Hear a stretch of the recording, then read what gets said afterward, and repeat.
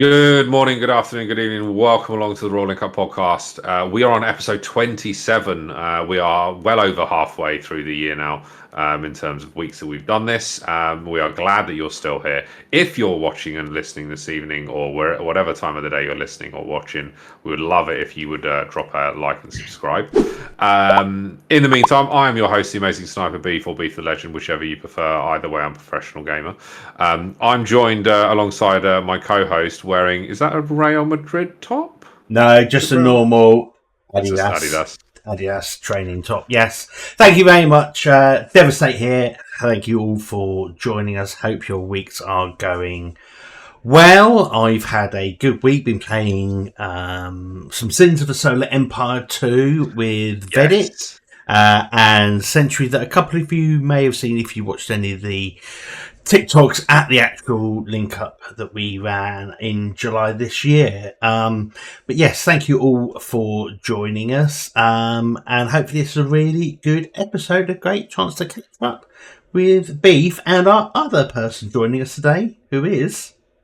Welcome, Masanevre here. Thank you for having me back. Just thing to note, as we are hitting episode 27, we've now done more episodes of this TikTok than we have Raw Link. So, yeah, that's something. Ooh! And this isn't a TikTok, this is a podcast, not a TikTok. Oh, forgive me. Don't worry. But yes, that's a big milestone. That's a very big milestone. But go back to Devastate's point on Sins of Solar Empire. So I actually played a game with Sentry and Vedic the other night, and I just want to explain how far behind these two were me. Like, honestly, I had a Titan at one point, which is like the biggest ship in the game, and neither of them had even started the research for having the Titan. And I'd killed off one of the other the AIs that we were playing. And then they decided to join the party. What level were you playing? Normals? Three normals? I can't actually remember. It wasn't easy. It wasn't easy at all. We played 3 hards last night. And we saved the game, we'll continue it, but we're going to win it. So it'll be about 3 and a bit hours, 3.5 hours total play. And we said we're going to bump the level up next time. And then we were talking about maybe getting you on Beef, and we do us 4 versus the highest level, which I think is an unfair. I think that's the highest level that you can get, and see how we get on. But and I'll be well up for that. I had a Titan. I had a level 9 Titan. It had 21,000 hull points, and it had a shield restore facility. Whereby every 35 seconds it gets 5,000 shield again. Which is honestly ridiculous. Well, Reddit was playing as the tech defensive race, and they have an ability where on every planet you can put 2 star bases, and you can go on to other people's planets and put a star base down. Vedic was this, sorry. Yeah, he loves defense. Loves the defense. Well, he's not here to defend himself this week, so we can rip into him a little bit. Yeah, we can rip into him. Well, hi, Vedic. He's not here.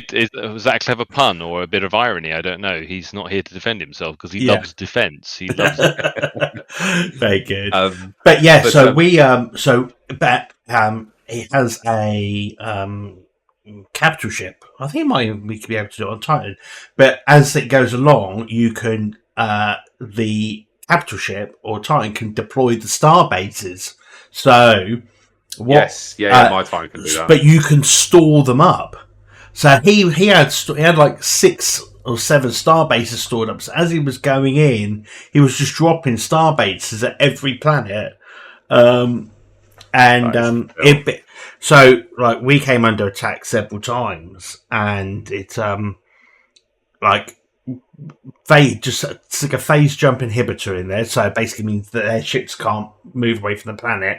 Double star bases with the regen labs, and we would just, I think we killed like 7 or 8 Titans, because as soon as they lost one, they rebuilt another one, sent it, and then we killed that, and it was just happening over and over and over again. Yeah, so the race that I played, the Vasari Rebels, you can actually not only deploy a starbase, but the starbase can actually jump planets with you. Which is, I haven't done it yet because I haven't had the requirement to. But yeah, I'd be well up for that. Yeah, I'd be well interested to try that. Anyway, on to today. I'll just give you a quick rundown on what we're going to talk through. So we're going to talk through Nvidia's GeForce Experience app, the new 4K N64, No Man's Sky 8K, the new Ryzen 7 9800X3D, and what's going on with the recent launch of that. We touched on it last week or the week before, the Xbox gaming handheld device. PS5 Pro sales, obviously one of our favourite topics on the podcast, as with the next topic, which is Call of Duty Black Ops 6. And we'll also finish with the EA Q2 financial performance. But Devastate, let's kick off the Nvidia GeForce Experience app, which is basically how you manage the drivers for your GPU. Yeah, so traditionally you've installed a program on your machine that does a little bit of optimization, but primarily it's there to go and get the latest drivers for your Nvidia graphics card. And that's been running now for years and years and years. But literally this week, they have taken the new Nvidia app out of beta, and so you can now install it. I haven't tested it yet. I will be testing it probably tomorrow. And then essentially it's a better way of delivering the drivers to your system. But it's also got some enhanced settings in there. You could do a lot more fine tuning on games for it as well. Nvidia Shadow Play, it's all going to be sort of packaged together. So Nvidia Shadow Play, which is like an overlay screen that you can apply to any game to allow instant record, photo mode. You can create auto highlights to instant replays. I was about to say, is there any sort of streaming, not capability, but bits in there as well? Yeah, so you can, although you probably wouldn't, because if you're streaming, you're probably going to use like an OBS. But you can theoretically use it to save your gameplay clips, the raw clips, and then edit them afterwards. And then there's a new statistics overlay model, so you can see your frame rates, your 1% load, CPU utilization, latency, with this sort of new analyzer, and it can actually tell you what to improve and stuff like that. So it does look good. They've also done a bit of work with the RTX Vibrance. So that's like an AI-powered filter which enhances clarity. And now they're using a similar technology. There's HDR, so it can render standard definition content in high dynamic range. That's pretty good. So it looks quite cool. I'm not gonna lie, until I've tested it, we won't know. But I will be doing that update tomorrow and seeing if it makes any difference. But we'll wait and see, and I'll test it on a few games and maybe report back on it next week. Yep. Interesting, very interesting. But that is a long overdue. Like that, I mean, the experience is been, that's been around for donkey's years, hasn't it? Like honestly, like an eternity. Yeah. Anyway, moving on to the Analog, the name of the brand, are launching a N64, or their take on the N64, which can upscale the original games to 4K. Release date of Q1 of next year, so less than 6 months away. At some point, $249 feels a little bit too expensive. From my perspective, now, I mean, is it an all-in-one? So has it got the games built into it, or is it taking your old cartridges and then upscaling that? Well, I'm it looks assuming like it's that. got a card. This looks like it's got from the pictures that I'm seeing. It looks like it's got a cartridge dock. Yeah, it looks like you just drop them in. I mean, But the, that sounds like it'd be like proprietary owned by Nintendo, but it might be that like that licenses may be expired or the patents like expired for that technology possibly. So, It's 100% compatible with the N64's cartridge library. It's also region free by utilizing FPGA technology. I don't know what that is, which allows it to function like the original console, which is good for the N64 in particular, which is previously proven notoriously hard to emulate. But I mean, first of all, my question would be: how many people have still got N64 original games? I mean, watch the price of those skyrocket. Get invested. Yeah. especially GoldenEye in particular, yeah. I've probably got. I think I've got my N60. I've forgotten N60. No, I've got the original Nintendo, not the N64. But yeah, I mean, like games like on that. Obviously, GoldenEye.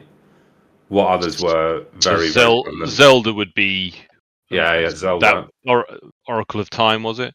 And then you've got Mario Yeah, because Kart.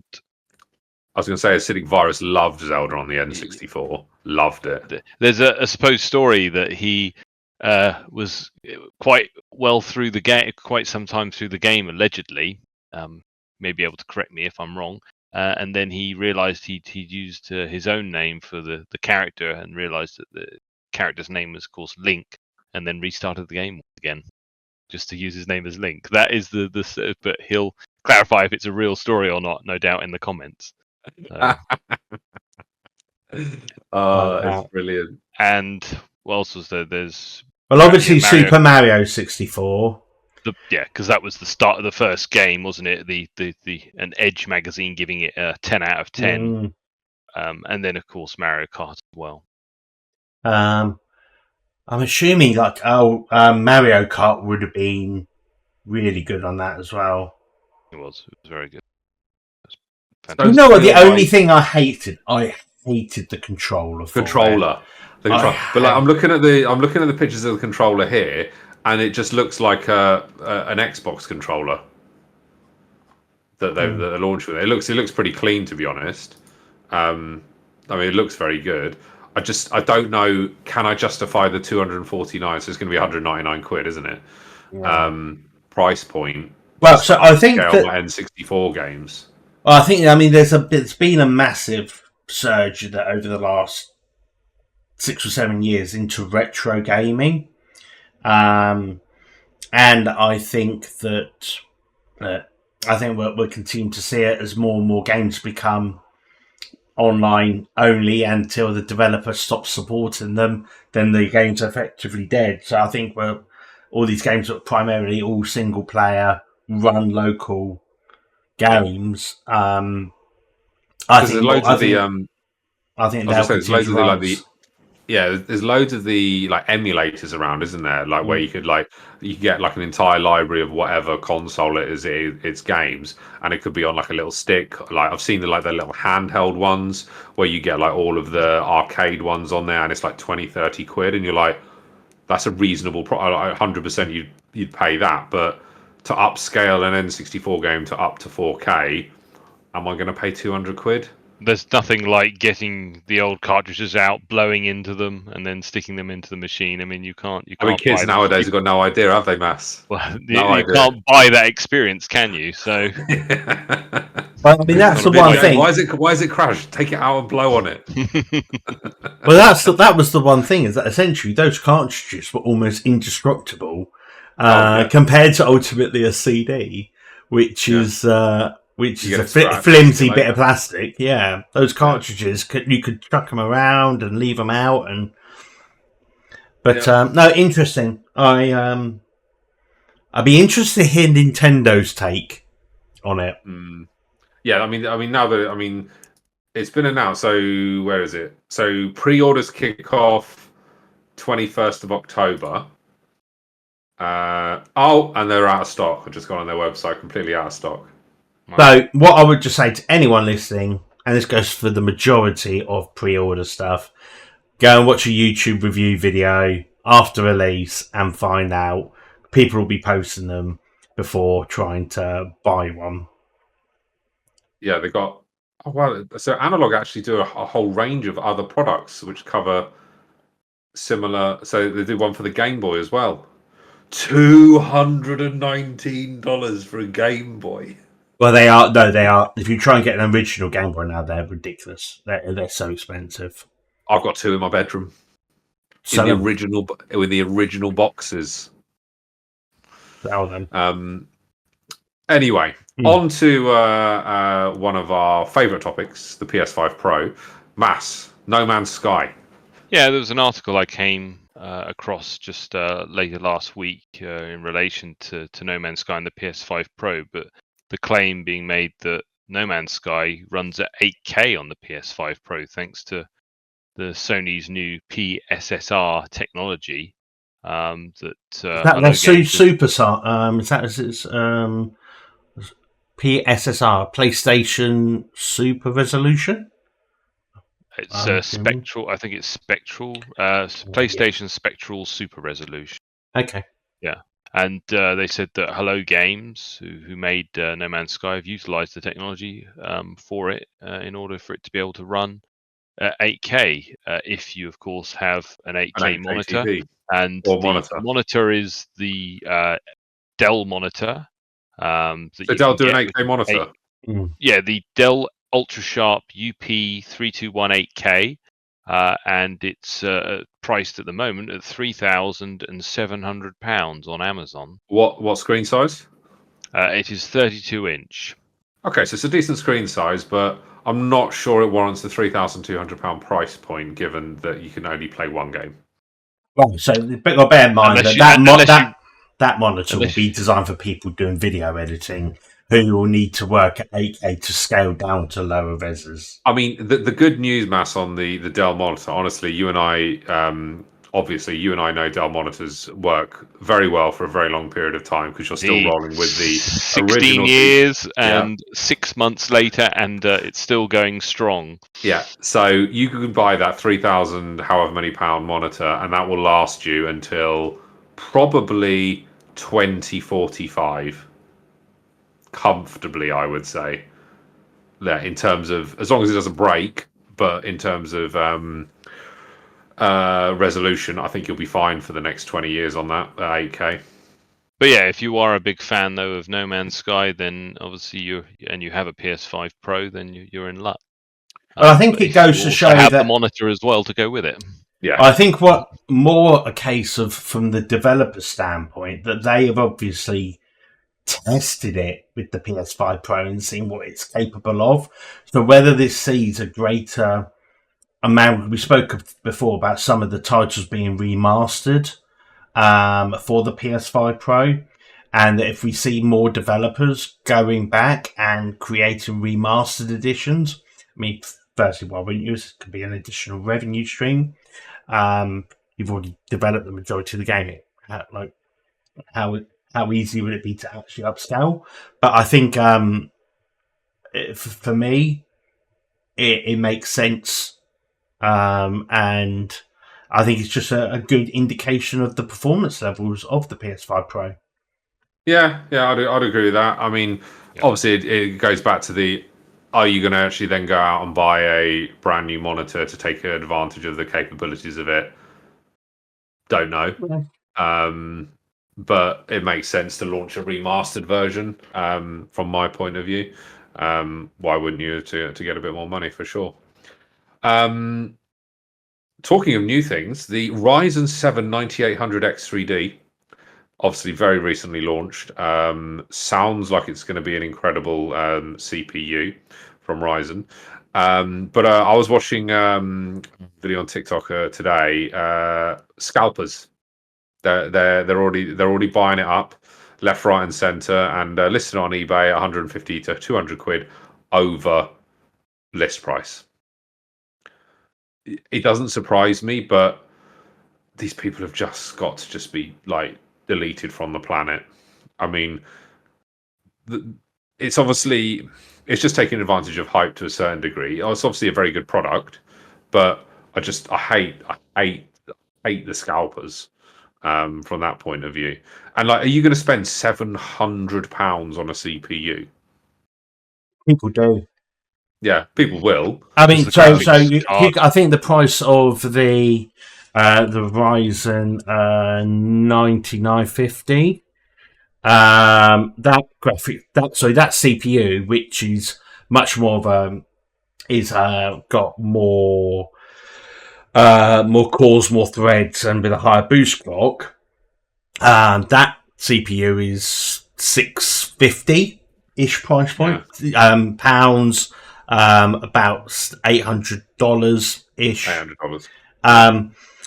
But the 7800 X3D is the best gaming CPU. Yeah, that's what I've got. So people do spend that amount of money on CPU, depending on what you need it to do. If you want to have the best gaming performance possible today, currently available to you, it is that CPU. And to put it this way, if you're spending thousands on your graphics card, if you're getting a 4090 or the 5090 that will come out next year, really, what you don't want is your CPU to be a bottleneck. You don't want to be pairing it with an i3, do you? Exactly. No. So once you're spending that amount of money on a graphics card, you're sort of almost compelled to get everything else needs to work. Otherwise, your system will bottleneck, and you won't get the performance levels that you'll want out of it. So, I think I don't mind it. Unfortunately, that's what happened with graphics cards at the beginning of lockdown. With the silicon shortage, we saw so many PC components basically sell out and then get scalped. Yeah. So it's not the first time we see it. And here's the one thing I would say: scalpers are buying it because everyone wants it. And the fact that everyone wants it is also an indication now. Lots of channels, Linus Tech Tips, Gamers Nexus have done deep dives of performance. Performance looks really good. I mean, it's the best gaming CPU on the planet. So people want it, and they want it. They pay the price. Exactly. Mass. What were you going to say about GPUs? GPUs. Yeah, I thought you had a point at about a minute ago before Devastate started talking about GPUs. No, he covered the point that he was saying about the bottleneck. Right. That's exactly what I was thinking, because that's what used to happen with the graphics cards. People used to have these Voodoo cards or the Voodoos, or the Radeons, but then the processors wouldn't be good enough. We got a Voodoo 2 all the way back in 1998.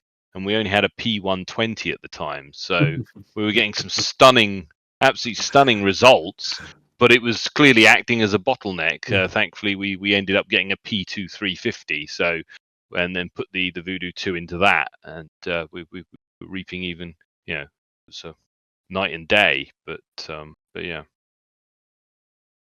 Yeah, I think that. Yeah, I think we're always going to have scalper. You experienced scalpers not so long ago when trying to have tickets for the for the League of Legends, League of Legends World Championships. Yeah, still don't know what face value of those were. Anyway, Devastate. We talked about it a couple of weeks ago. The Xbox gaming handheld console has now been confirmed by the gaming CEO of Microsoft. Is that correct? Yeah. So Phil Spencer, Microsoft gaming CEO, has confirmed that the Xbox handheld console is in the works. Once again, the Ruling Cup podcast ahead of the curve, predicting. People were saying no, it's not coming. We're saying yes, it is. We are in the know. Now, what essentially it's not going to be out. I don't think this is going to be out at the very earliest next Christmas, but realistically, it's a 26 release. I think it's a very sensible thing for Xbox to do. It's a market where I think that they can really dominate the high quality gaming market. We had a comment from our video last week where it was they think that the Switch can appeal to the adult market too, depending on the games that you play. And thank you very much for your comment, and we will adhere to try and shout out some more of the comments on the podcast in week. So make sure you do add kind of comments down below on anything that you want to say or any news you want to follow up on. But yes, if you look at predominantly the games on the Switch, they are not predominantly serious adult oriented games. Yeah, they're for the kids. It's for the kids. There were a few, and there were a lot of, like, what's it called game that everyone was playing. Animal Crossing was playing, and adults can play a lot of the games, but they are primarily what I'll call family oriented games. Yeah, not core gamers. They are not for core gamers. You're not going to find your Call of Duties on there. You're not going to find some GTA 6. Yeah, Left 4 Dead, all of that sort of stuff. So I think that, Nintendo don't make those sorts of games, so I think it makes complete sense. But I think that this console from Xbox is a game changer because Sony, I haven't heard anything that they are making a standalone handheld. They've obviously got the portable unit that requires you to play in your own home over the Wi-Fi network. It looks incredible, but they're not doing anything with it. So I think this is an area that Microsoft can really hoover up. Having seen the success of the Steam Deck and all of the other sort of third-party handheld consoles that can do gaming, obviously you're reliant on something like Steam or third-party app stores to run that. I think that having a dedicated handheld where they know the games that will run on it, because the problem with the handheld gaming market for sort of the PC genre is if you're a developer, if you want to concentrate on the handheld market, most games aren't designed to work on a handheld. No. So those then that can work on a handheld, and Steam did a wonderful job of porting over sort of this the software development kit that enables sort of this cross-functional performance. But I think that it's still really tricky when you have a Steam Deck that requires that, and then you've got these other manufacturers developing these handhelds, and then nothing's going to work 100%. But having almost a console exclusive handheld experience, I think, will be an absolute game changer. And I think it's the sort of thing that could do real massive numbers. Yeah, for Microsoft. I think it will do wild numbers. Yep, I would completely agree with that. But yes, don't expect anything for a while. But as we so if they're coming in, if they're going to bring theirs out, then I suppose Sony must be watching very closely.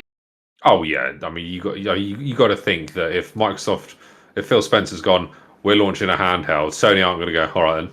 Would Apple at all? Do you think they would participate in any of this at all, or try this market? Because it's called an iPhone. Yeah. And it's called an iPad. A joypad either side of the iPhone. Dock the iPhone. You don't think that they would try and get into that gaming that sort of gaming market at all? In recent years, it would be a lot cheaper than it would be cheaper than the phone, right? Wouldn't it? But they'd make it $4,000. Well, I think the thing to consider is that that you're already going to buy a phone, and the chips in the new iPhones are so advanced they can basically power. They'll be more powerful than the chips that are in these handheld gaming consoles. So for me, they don't need to. You could get the attachment that puts controller on either side, and you have a handheld gaming console. You can also do the same thing for an iPad. So I think that Apple don't need to be in it. Apple have got a lot better recently with gaming. The latest Macs are actually fairly good for for gaming. I was thinking. I thought no one games on a Mac, isn't it? That's the Well, the infamous problem was there's a lot of the way that they used to be. You used to have to code an entire game for Windows, and then obviously now that Windows and Xbox, you can actually code very similar code bases for both of them, both owned by Microsoft. So that's why you'll see so many. That's why it's so easy to have the Xbox Games Pass for PC, because you can deploy twice. But essentially, Apple came out with a software development kit. I don't know if it was called Game Kit. I'm not 100% sure. Which has made it a lot easier for companies to migrate their games to work on Mac OS. So there are more and more games coming to Mac OS. And really interestingly, there was I think it was a Final Fantasy remake was released on the Apple TV. I think it was last year. Because the Apple TV is actually a fairly decent unit. It's very powerful. But how many people played that? 12? No, because so they did it with the Apple Games Pass, where you paid like £5 a month, and so they had basically loads of people go and join up for it, play the game, and then people cancelled it. But it's not part of Apple's. We're pushing people into it, but at the same time, they're making it easier. And I see more people porting better games to phones than to dedicated handheld machine. Yeah, I suppose you got to look at the audience, isn't it? Like, how many people in their 30s and up game on a phone? I would guess single-digit percentages, probably. I think you're vastly underestimating. 30, I think younger people, 100%. No, like I think teenagers, 20s. I think that generation of people in their 30s would have. I mean, what's that picture, isn't it, of David Cameron playing that, slashing that fruit game on his iPad and stuff? I mean, he would have been. I mean, I was like a couple of years ago, I was playing like Candy Crush. Candy Crush would have had a massive age range. I mean, that would have been a much older age range, wouldn't it, as well? You can go in the pub. You can see. I've seen men in a pub playing on a game on their phone while they're having a beer. So I think that. I don't think they're particularly deep games. I mean, no. It's more to pass the time. And for casual gaming, like I can't see like you're going to go and do Black Ops 6 on your phone, and like you're like this, even if you have got the latest phone, which has got a 12-inch screen or whatever it's got now. But yeah, it's an interesting one. I think obviously price point dependent. I'd contemplate getting it. I think if it comes out in 2026. My kids would be at the age where they'd probably play it, so I'd probably buy it for them and then spend most of the time using it myself. I mean, what would it be? It's going to be 300 to 350. Comfortably, it's got to be, isn't it? It's pretty reasonable, I think. I mean, I can't see it being £500. But no, it can't be more expensive than the console. No. Like, it can't be more expensive than the console. It has to be less. Surely. But one thing I would say is a lot.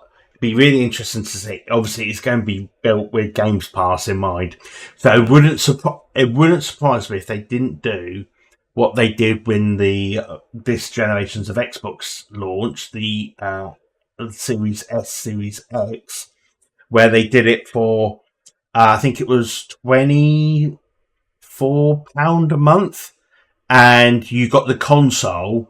And you got Xbox Game Pass. Now, Xbox Game Pass was valued at £10. So you effectively were paying £15 for the console over 2 years. So it was... bargain. Yeah. Bargain. So they signed up so many people doing that deal. And then it got all of the people onto Games Pass. So once they finish paying off, then they're still paying for Xbox Games Pass. And Xbox Games Pass is a fantastic subscription. It is very good, very good. Um, But yes, I think we'll keep our ears to the ground and bring some more. We'll break some more exclusives in the future on it. Yeah. Anyway, moving on. PS5 Pro sales are apparently beating PS4 Pro sales, which I kind of think is a given, but I'd like to see whether what those numbers are in real terms. Like, has it been a knockout of the park, or has it been it's done all right? I mean, can you still pre-order it? I'm assuming you still can. But you can just buy it, can't you, now? So there's no shortage here then of stock. So it's not like trying to get hold of a PS5 just couldn't get hold of. No, you can literally. It is in every store. I can see it in John Lewis, eBay, Curry's, AO Scan. Every single one of them's got them in stock. The stock's not a problem. So no, you kind of think either they've done their homework and they've got the right numbers of stock in the stores, or it's not selling out as quickly as they would like. Yeah, so I've got a little bit of a, not a dedicated stat, but they're saying that the PS5 Pro is outperforming the PS4 Pro. Now, the PS4 Pro accounted for 10% of all PlayStation 4 sales. Okay, so it's doing at least 11%. Yeah, well, it depends, because that number can be construed. So is that units sold? But obviously, this is such a higher price point than the when the PS4 Pro came out, that it's actually probably beating it on revenue performance, not on number of units sold. Yeah. But I don't necessarily think that's a bad thing.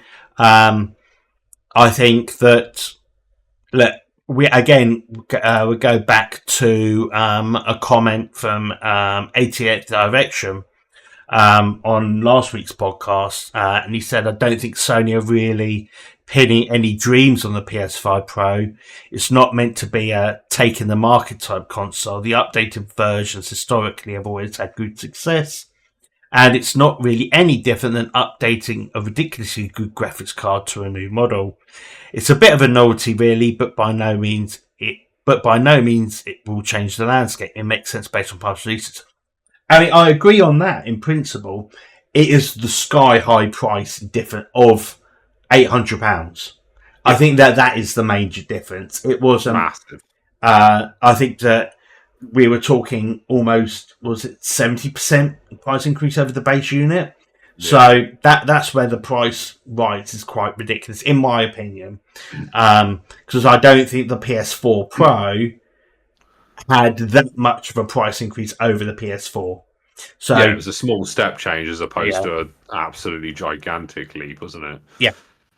Right, moving on. Call of Duty Black Ops 6 has got a little update coming. And by little update, 90.2 gig, an update, which is 90 gig. I mean, what world are we in where an update is 90 gig? Like, I remember you'd get 100 gig hard drives and that would comfortably do all your games, and now we've got 90 gig updates. It's an utterly absurd update in terms of file size, and if you've got a console with not a lot of space, it's going to be a little bit of a challenge for you, isn't it? Should we say that? Moving on. The EA Q2 financial performance, Devastate. Talk us through that. Obviously, you're a big EA fan. How have they been doing? Have they been making any money? So, look, we have spoken about their financial performance before. I'll give you some headline numbers, and there's some big numbers here.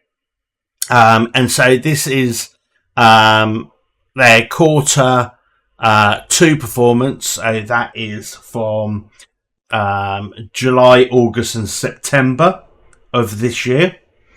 And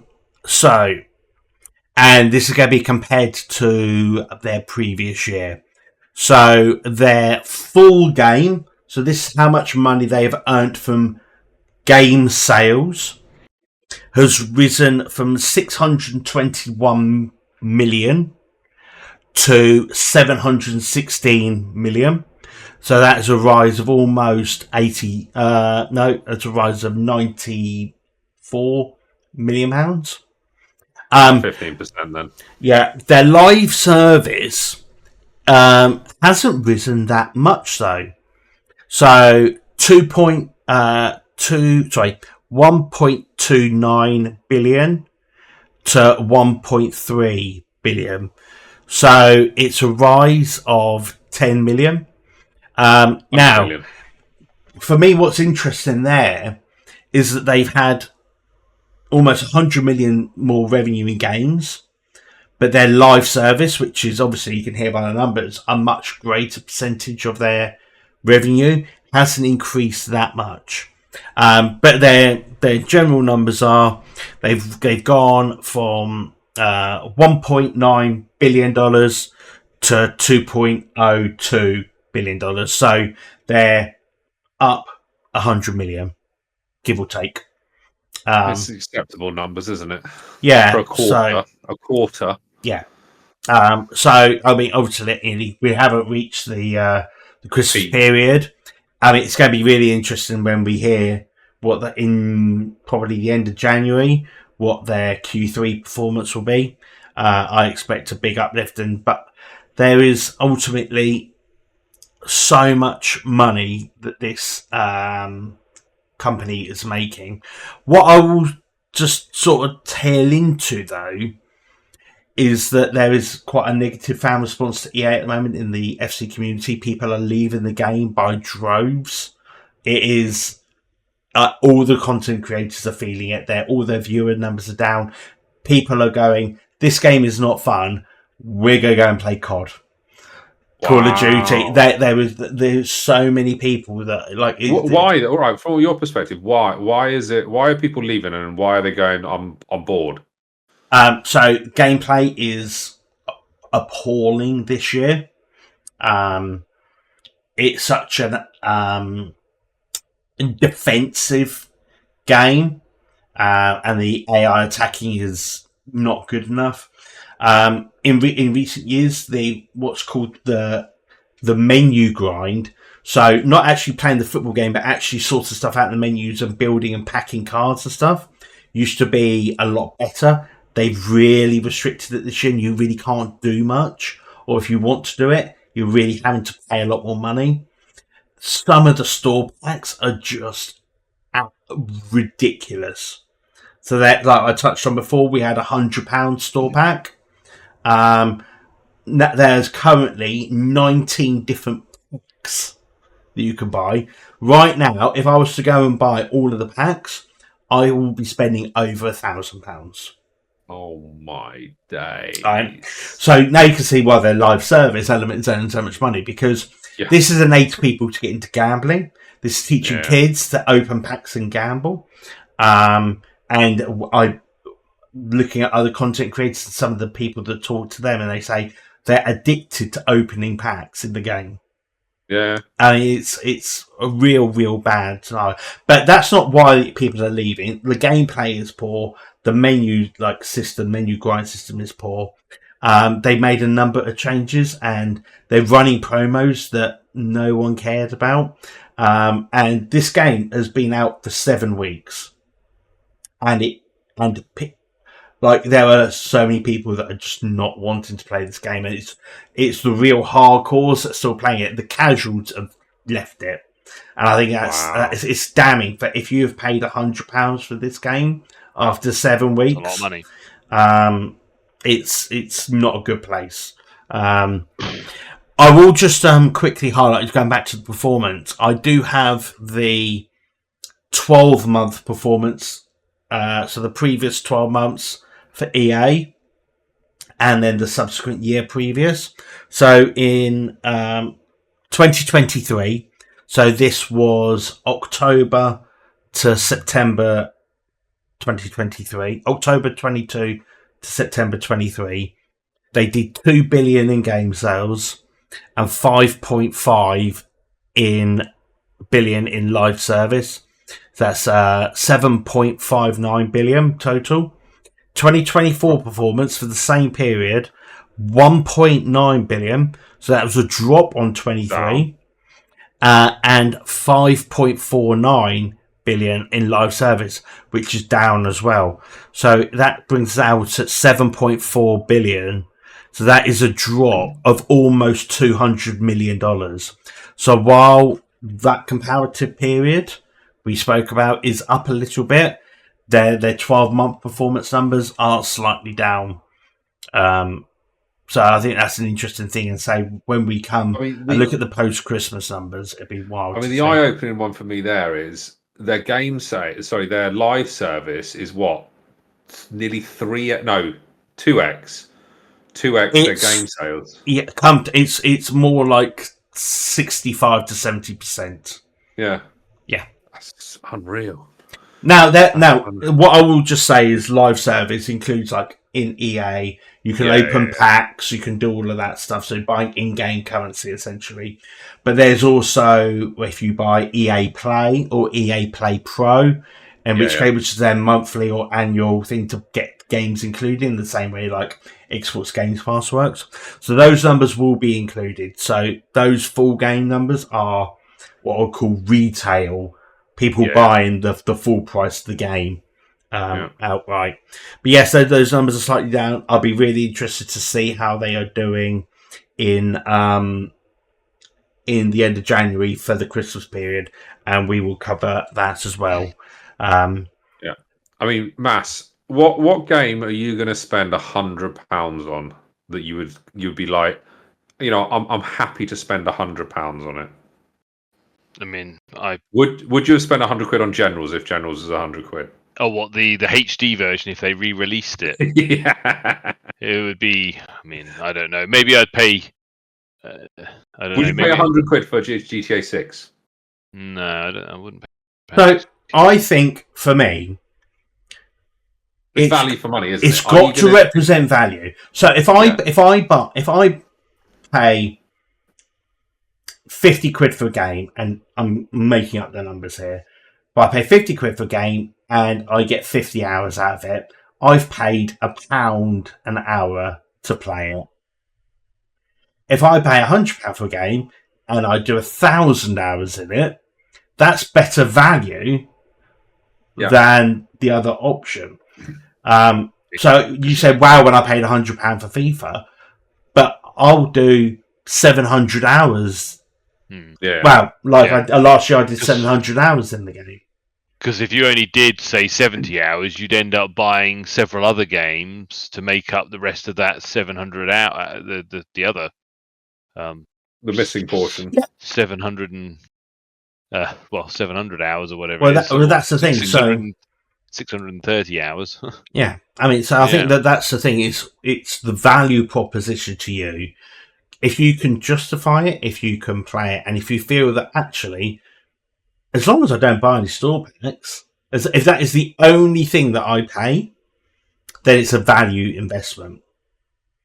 The thing is, you got to enjoy the game, though. If you don't enjoy the game, I was about to say, like, for those people who spent £100 and they're now pissed off that they don't enjoy it, and they're just basically just playing it to grind, and they're not actually enjoying it, like. I would say you're not getting value for money there because you're not actually enjoying it. Because the idea of a game is to enjoy it. You're switching off from whatever you want to be doing, what you're doing in the real world. Isn't it? That's escapism, what it is. 100%. That's what it all is. So for us, we game because it's a good laugh. It's fun. We get to play with our friends, etc. But if you're there just grinding, are you actually having fun? Don't know. Well, the whole purpose of the sort of grind is to get better players to enjoy your main competition, so your weekly rivals divisional play and your weekend champions mode. Now, the game is so sweaty because all the casuals are left and it's just the hardcore gamers. It's not as enjoyable because I don't think I've enjoyed a game like it's a challenge. So you can find enjoyment in a challenge. But it's not like, I can relax and play this. It's like, right, I've got to lock in, got to focus. Switch on. Yeah. All right, interesting. Right, well, I think we'll leave it there unless anyone's got anything else. Thank you all for listening. We'd love it if you could drop a like and subscribe, and any comments you have on anything we've talked about today or anything you want us to talk about in future episodes, please drop them in the comments section below if you're watching on YouTube. Also, jump on our Reddit as well. The link is in the description below. Anything that you want us to discuss on the podcast. Yeah, it's been a good one. Yeah, I've been Beefy Legend. I've been Devastate. And I've been Masanevre, Tofu. Catch you later, peeps. Bye bye. Cheers, guys. Bye.